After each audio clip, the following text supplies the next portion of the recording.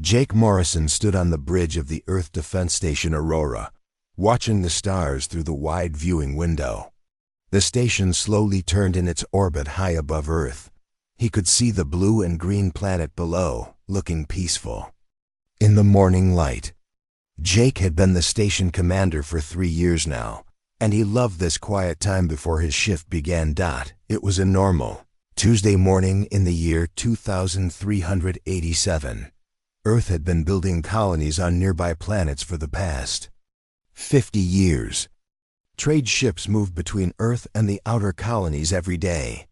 Everything seemed calm and safe. Jake was drinking his coffee when the alarm started screaming. Red lights flashed across the bridge. His crew members jumped from their seats and ran to their stations.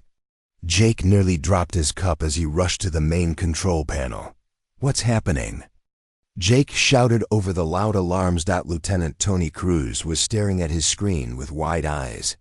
"Sir, we have massive energy readings all around the Earth. Something big is coming." Jake looked at the main display screen. At first, he saw nothing but empty space. Then the air itself seemed to bend and twist. Huge shapes began to appear out of nowhere. One by one, enormous alien ships became visible around Earth's orbit. Jake's mouth fell open. The ships were bigger than anything humans had ever built.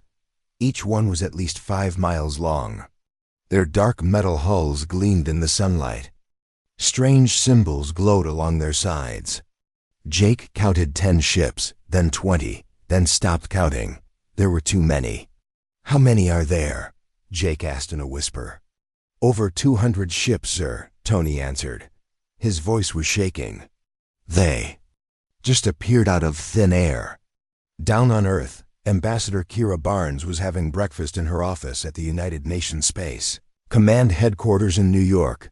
She was reading reports from the outer colonies when her assistant burst through the door. "Ambassador Barnes, you need to see this right now," the young man said. He turned on the large television screen on her wall. The news was showing live footage from space. The alien ships hung in the darkness like sleeping giants. News reporters were talking quickly, trying to understand what was happening. No one had any answers. Kira's phone rang. It was the President of Earth, Amy Rodriguez. "Kira, are you seeing this?" President Rodriguez asked. "Yes, Madam President." "What do we know about them?" "Nothing. They haven't sent any messages. They're just sitting there, waiting." As if the aliens had heard them talking, every screen on Earth suddenly went black. Then a voice spoke. It was cold and mechanical, like a computer trying to sound human. "People of Earth," the voice said, "we are the Zelkari Empire. We have conquered over 3,000 worlds. Your planet is now under our control." Kira felt her blood turn cold. She looked around her office. Every screen was showing the same message. The alien voice continued. "You have 72 hours to surrender. Your leaders must come to our ships and accept our rule. If you do not surrender, we will destroy your cities and take your planet by force. This is your only warning." The screens went black again. Then the normal television programs came back on. But everything had changed. The whole world had just learned that they were no longer alone in the universe, and they were in terrible danger. Captain Ryan Douglas was aboard the Earth Defense Ship Defender when the message ended. He had been a military man for 20 years, but he had never faced anything like this. His ship was one of Earth's most powerful warships, but it looked like a toy next to the alien vessels. "Captain, what are your orders?" asked his second officer, Lieutenant Kate Wilson. Ryan looked at the alien ships on his screen. He knew his weapons could not hurt them. But he also knew he could not just give up. "We stay and fight," Ryan said. "Even if we can't win, we have to try." Admiral Lisa Carter was in the main command center on the moon. She was Earth's highest military commander, and she was trying to figure out what to do. Her advisors were all talking at once, but she couldn't think of any good options. "How many ships do we have?" she asked.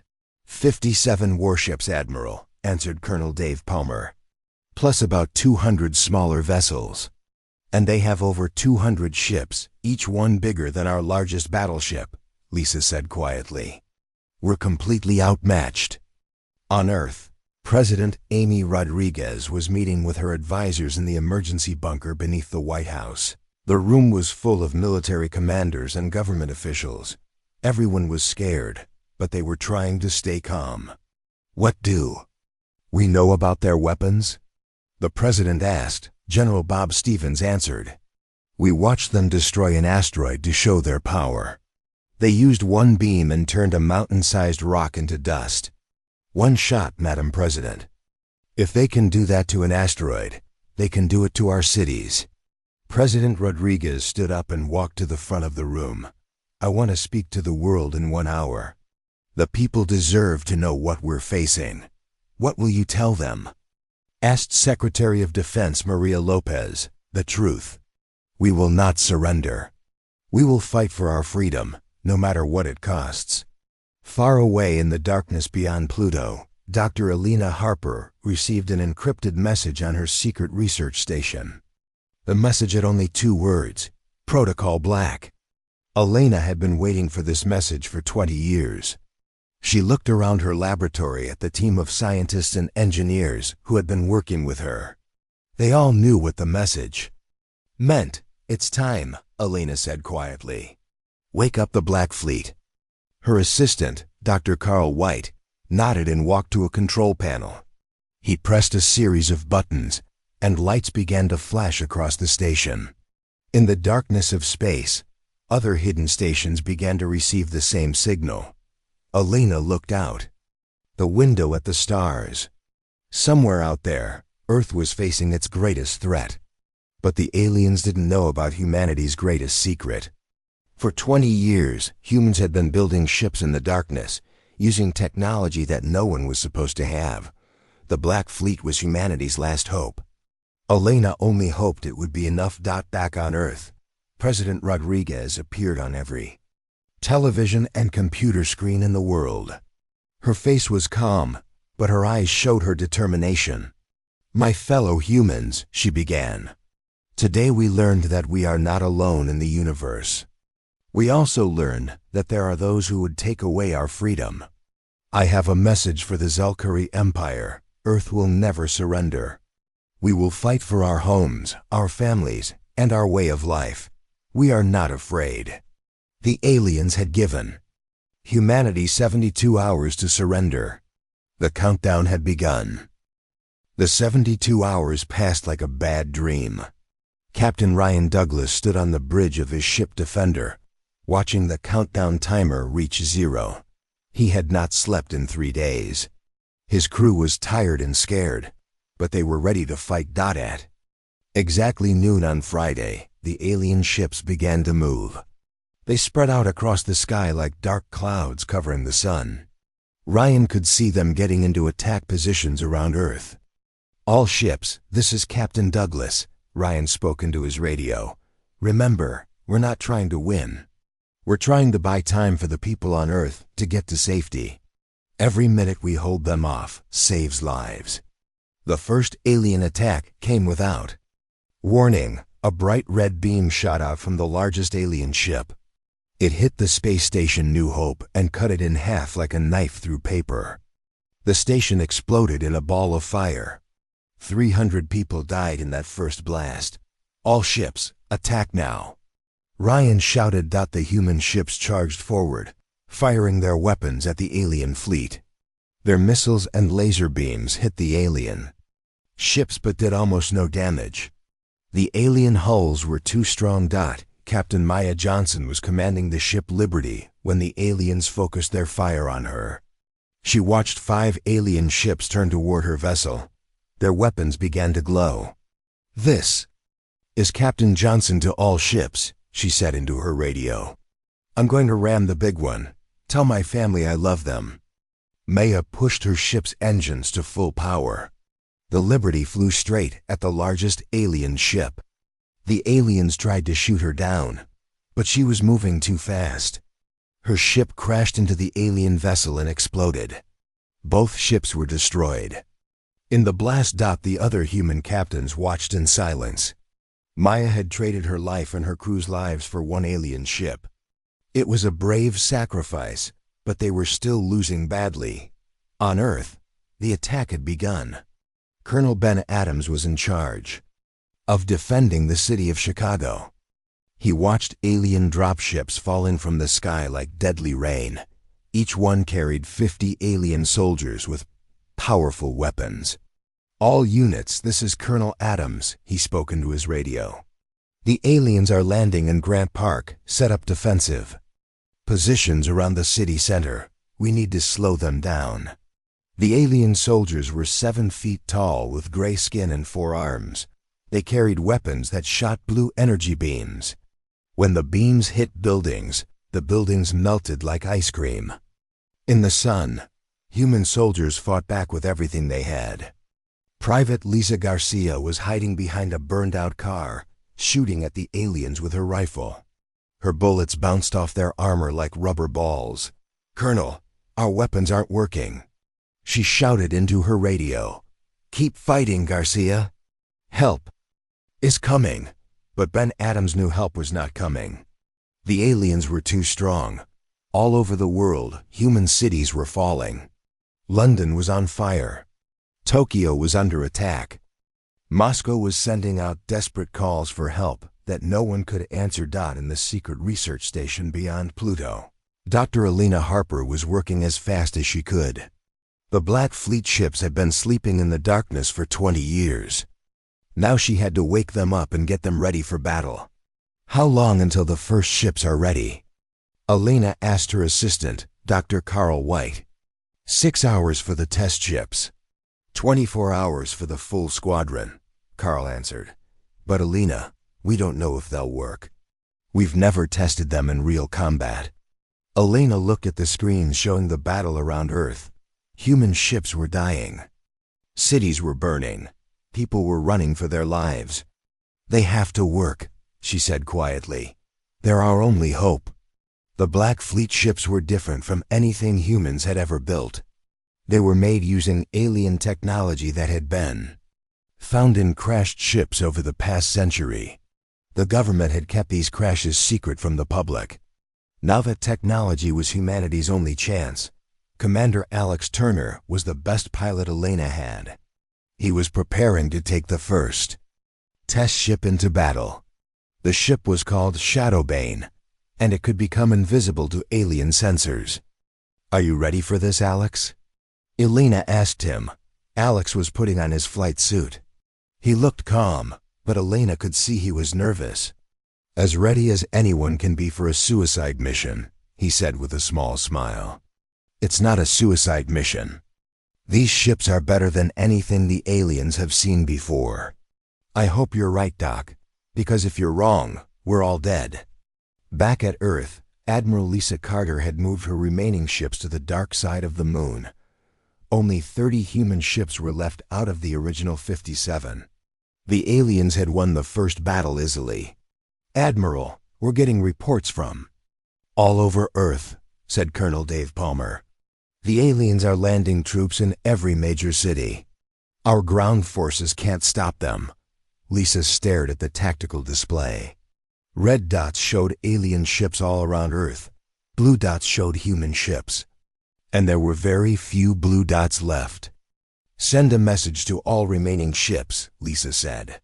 "We're going to hit them where they don't expect it. We can't win a direct fight, so we'll have to be smart." President Amy Rodriguez was deep underground in the emergency bunker. She was watching the news reports on her computer screen. Every channel showed the same terrible images: alien ships destroying human cities, people running through the streets, soldiers fighting a hopeless battle. "Madam President," said General Bob Stevens, "the military commanders are asking for permission to use nuclear weapons." Amy thought about this for a long moment. Nuclear weapons might hurt the aliens, but they would also destroy human cities. Millions of innocent people would die.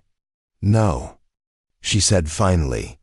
We don't kill our own people to fight the aliens. There has to be another way. General Stevens looked frustrated. Then what do we do? We're losing everywhere. Amy stood up and walked to the window. Even deep underground, she could hear the sounds of battle above. Explosions, sirens, the sound of a world at war. We keep fighting, she said. And we hope for a miracle. Far away in space, that miracle was getting ready to launch. Dr. Elena Harper watched the first Black Fleet ship power up its engines. The ship began to glow with a strange blue light.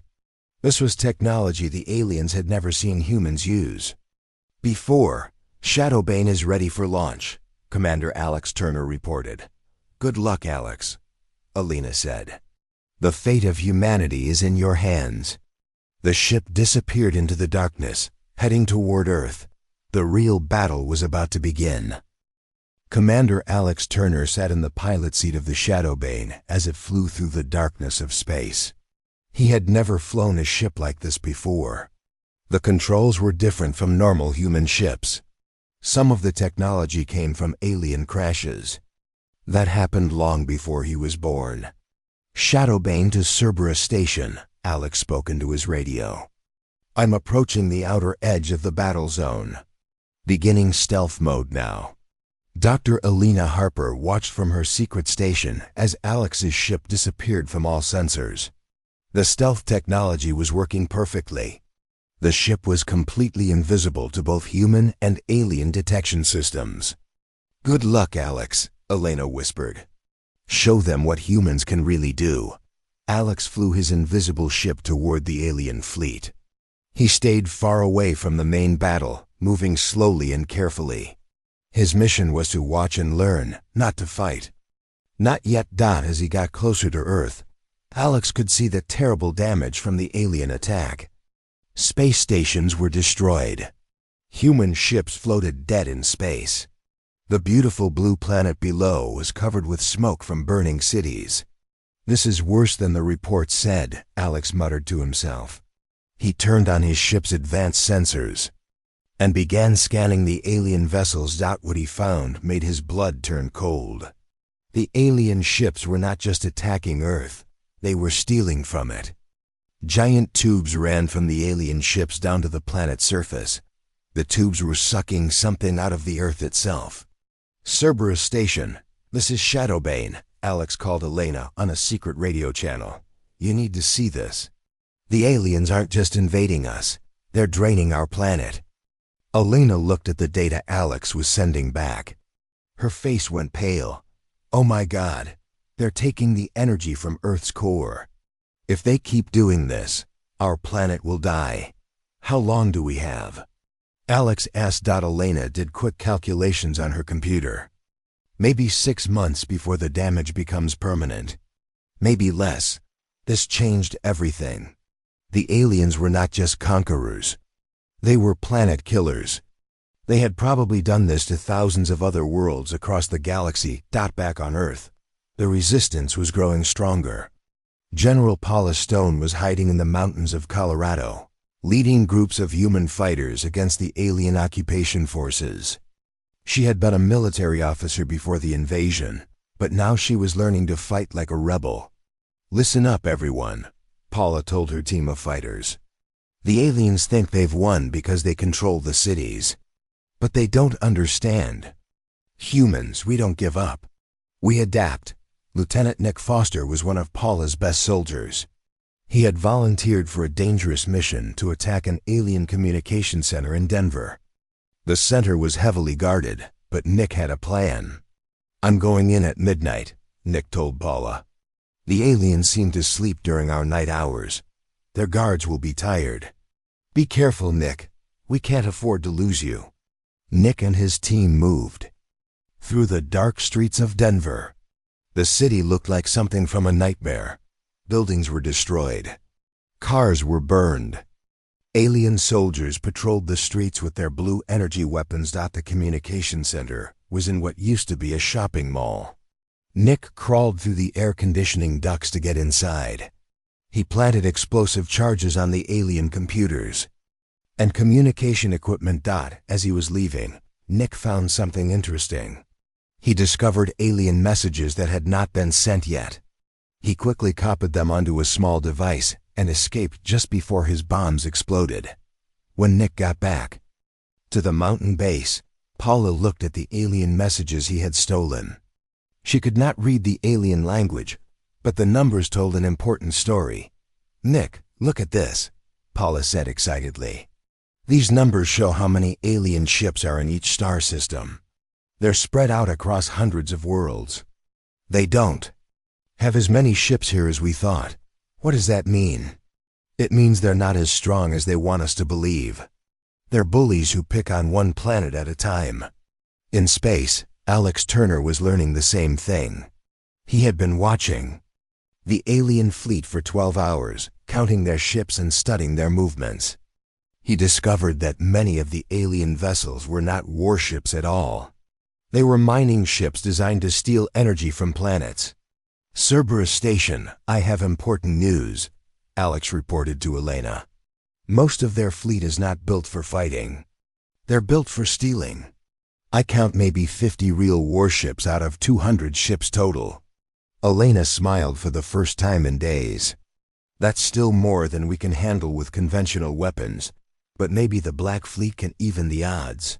She turned to her team of engineers and scientists. "How many ships do we have ready for combat?" Dr. Carl White checked his computer. 12 ships are fully operational. Another 20 will be ready in 48 hours. "That's not enough to fight 50 alien warships," said Dr. Jane Miller, one of Elena's weapons specialists. "Maybe not in a direct fight," Elena replied. "But we're not going to fight them directly. We're going to fight them the human way. We're going to be smart about it." Elena began planning the first Black Fleet attack. The ships would not try to destroy the entire alien fleet at once. Instead, they would pick off the alien ships one by one.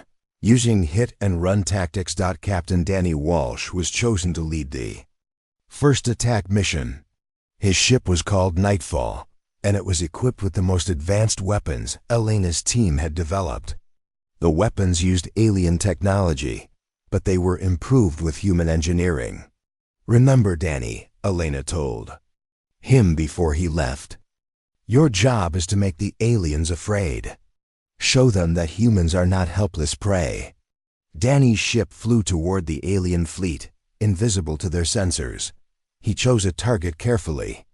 It was an alien mining ship that was far away from the main fleet. The ship was alone and unprotected. Danny fired his quantum torpedoes at the alien ship. The torpedoes were designed using alien technology that Elena's team had reversed engineered from crash sites. They passed right through the alien ship's shields like they were not there. The alien mining ship exploded in a brilliant flash of light. Danny's ship disappeared back into the darkness before the other aliens could respond. On the alien command ship, High Commander Vexthal stared at his display screen in confusion. One of his ships had just been destroyed, but he could not see what had attacked it. "What happened to Mining Ship 7? Vexthal demanded. "Unknown, High Commander," replied his aide. "There was an explosion, but our sensors show no enemy ships in the area. Impossible. Primitive human weapons cannot penetrate our shields. The ship is completely destroyed, High Commander. There's nothing left but debris." Vexthal was worried.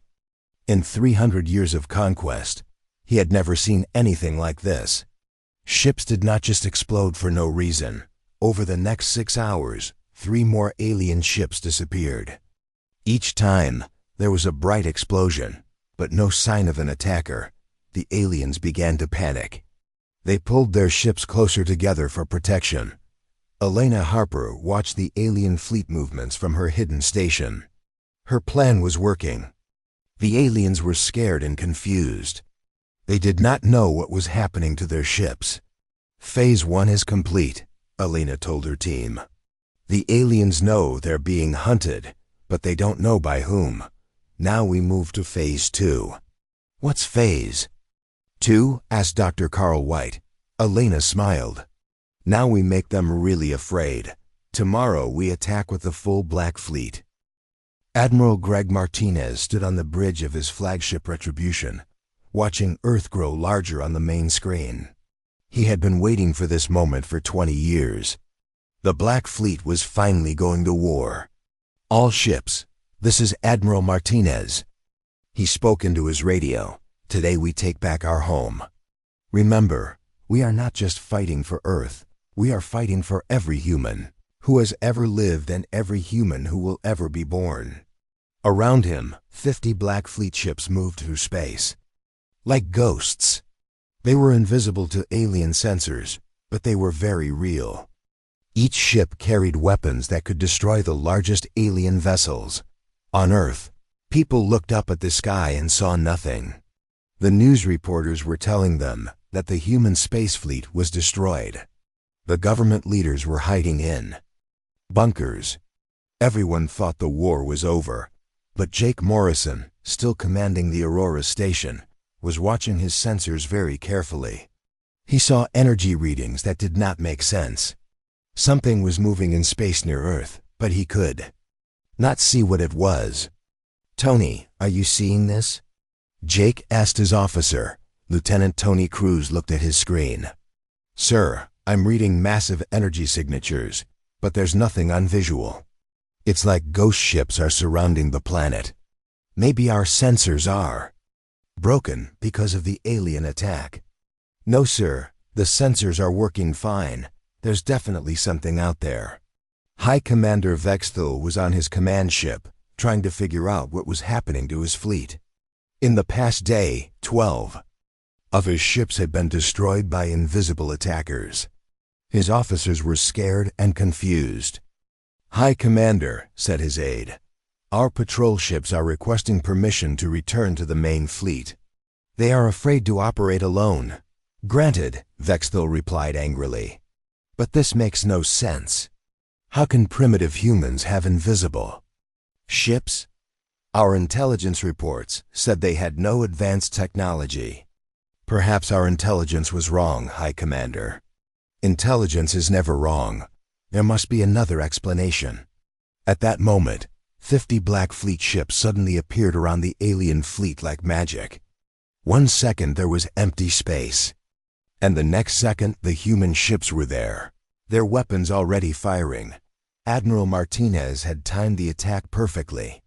The Black Fleet ships materialized in the middle of the alien formation, catching them completely by surprise. "All ships, open fire," Martinez commanded. The space around Earth lit up like a fireworks show. Human quantum torpedoes and alien plasma beams crossed paths in the darkness. The battle was fierce and beautiful and terrible, all at the same time. Captain Lovra Mitchell was commanding the ship Vengeance. Her vessel had a special ability that even the other Black Fleet ships did not have. It could phase through solid matter for short periods of time. "Taking us into phase mode," Lovra told her crew. "Hold on, everyone." The Vengeance became like a ghost ship that could pass through anything. Lovra flew her ship directly through the hull of an alien battleship and then solidified inside the enemy vessel.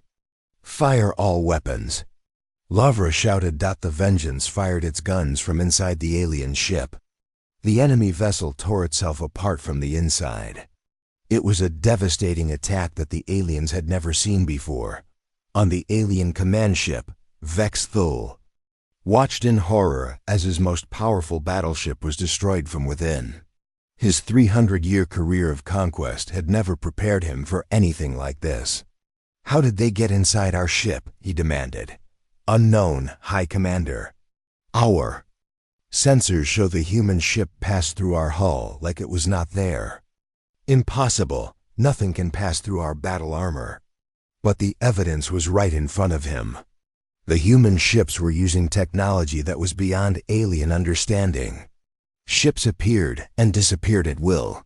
Weapons passed through shields, like they were made of air. The humans were fighting with science that seemed like magic. Down on Earth, the tide of the ground war was also changing. Sergeant Kevin Brooks was leading a squad of soldiers who wore new armor that had never been seen before. The armor was powered by alien technology that the Black Fleet scientists had improved. "Move in, squad," Kevin commanded. "Time to take back New York." Kevin's soldiers moved through the streets like superheroes. Their armor made them stronger and faster than normal humans. Their weapons could cut through alien battlesuits like paper. The alien soldiers who had been winning the ground war suddenly found themselves outmatched.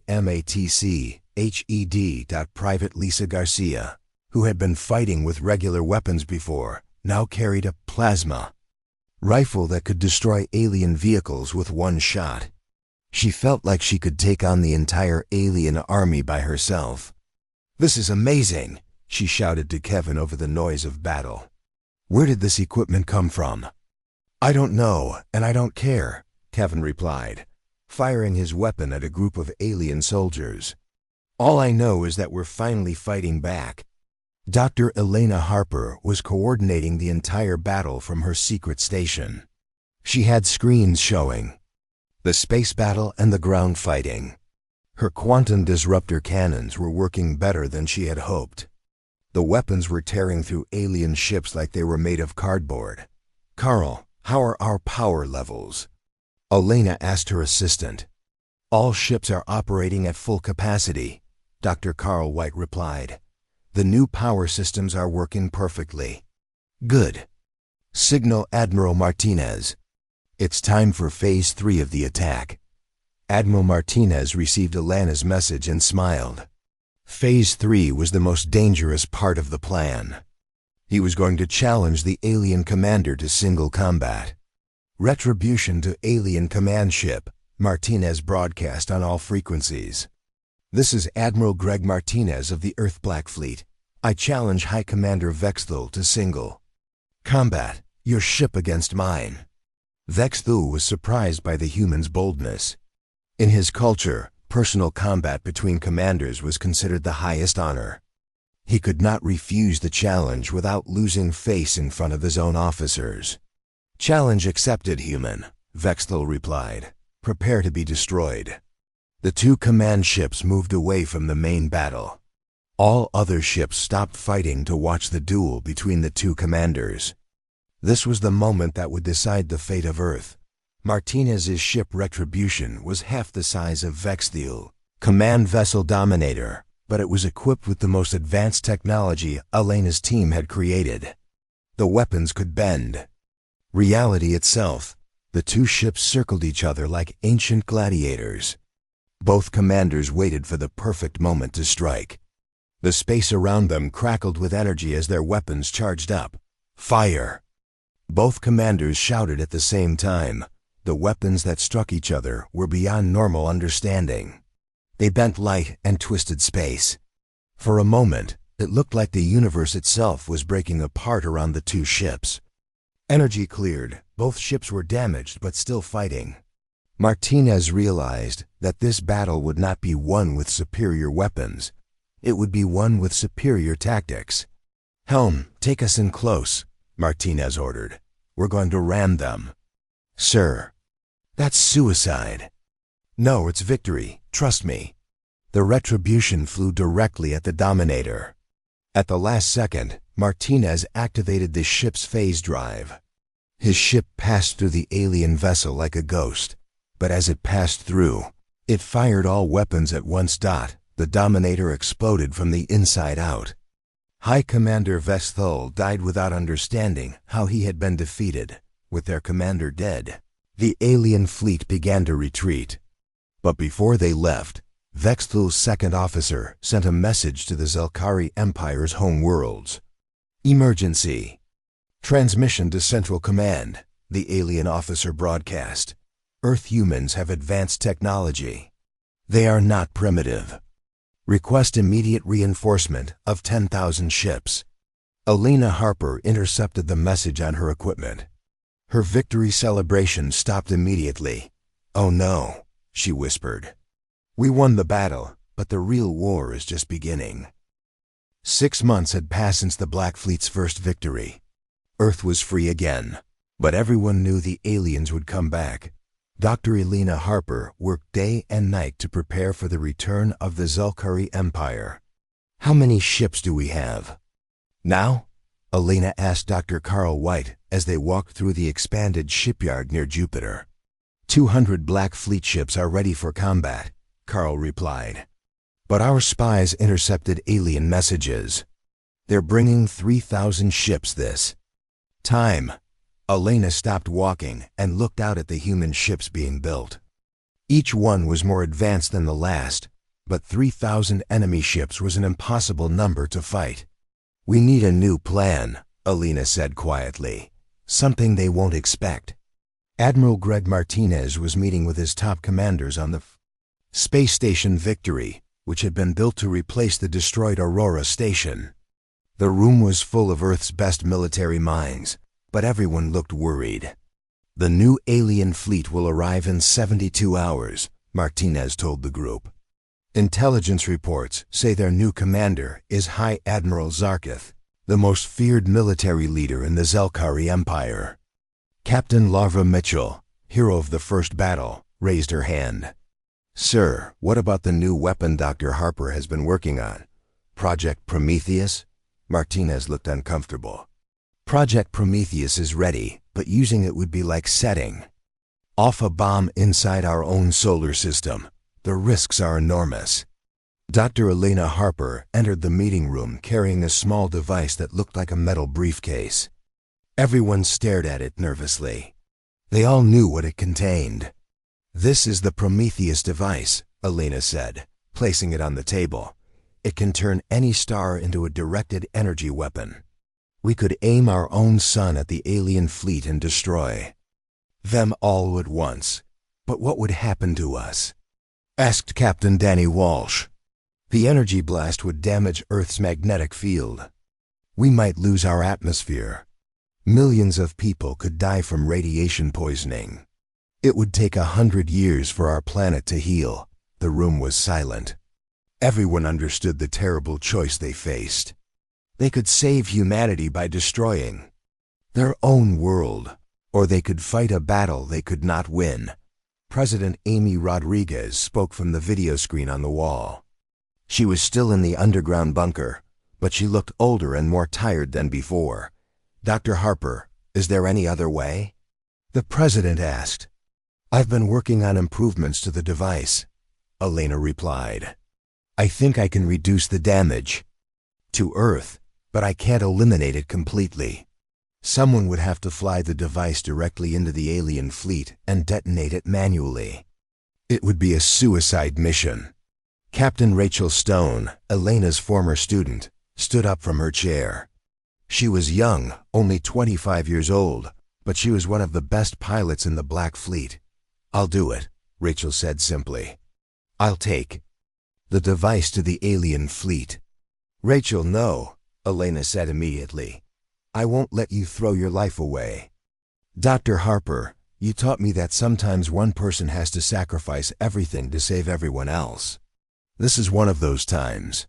Before anyone could argue further, alarms began ringing throughout the station. Lieutenant Tony Cruz's voice came over the communication system. "Admiral Martinez, please report to the command center immediately. The alien fleet has arrived early." Everyone rushed to the command center windows. In the distance, they could see points of light appearing in space. More and more lights appeared until the darkness was filled with alien ships. There were so many that they blocked out the stars. High Admiral Zarkith stood on the bridge of his massive flagship Annihilator. The ship was twice the size of any vessel the aliens had used before. Its weapons could destroy entire moons. "Humans of Earth," Zarkith broadcast on all frequencies. "I am High Admiral Zarkith. You destroyed my brother Vexthul and humiliated the Zelkari Empire. For this crime, your entire species will be erased from existence. You have 1 hour to say goodbye to your pathetic lives." The alien fleet spread out across the solar system like a plague of metal locusts. Some ships went to Mars to destroy the human colonies there. Others moved toward the outer planets to eliminate any humans who might be hiding. Captain Chris Morgan was defending Mars with only 12 ships when 500 alien vessels surrounded the red planet. He knew he could not win, but he would not abandon the 2 million colonists who lived there. "All Mars ships, this is Captain Morgan," he broadcast. "We're going to make them pay for every life they take. No surrender, no retreat." The battle for Mars was fierce but short. Chris and his ships fought like lions, but they were overwhelmed by sheer numbers. Mars fell within 2 hours. Commander Sandy Taylor was coordinating the evacuation of civilian populations from Earth cities. Millions of people were trying to get to the underground shelters that had been built after the first alien attack. "We need more time," Sandy shouted into her radio. "The shelters can't hold everyone." But time was something humanity did not have. The alien fleet was already moving into attack position around Earth. Admiral Martinez made the hardest decision of his life. He activated the emergency broadcast system and spoke to every human in the solar system. "This is Admiral Martinez to all human forces. We are activating Project Prometheus. Captain Rachel Stone will carry the device to the alien fleet. All ships are to protect her at any cost. This is humanity's final stand." Rachel Stone climbed into her ship Defiance, carrying the Prometheus device. She looked back at Dr. Harper one last time. "Tell my parents I died saving the world," Rachel said. "Tell them yourself when you get back," Elena replied, even though they both knew Rachel was not coming back. The final battle began with the Black Fleet charging directly at the alien armada. It was 200 ships against 3,000, but the humans fought with the fury of a species that refused to die. Captain Lara Mitchell in the Vengeance used her phase drive to appear inside alien ships and destroy them from within.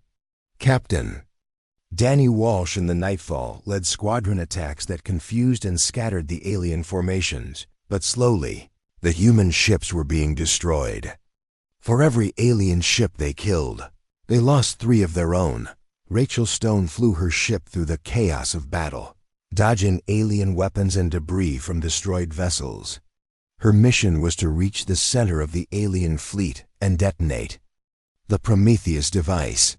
"I'm almost there," Rachel reported to Admiral Martinez.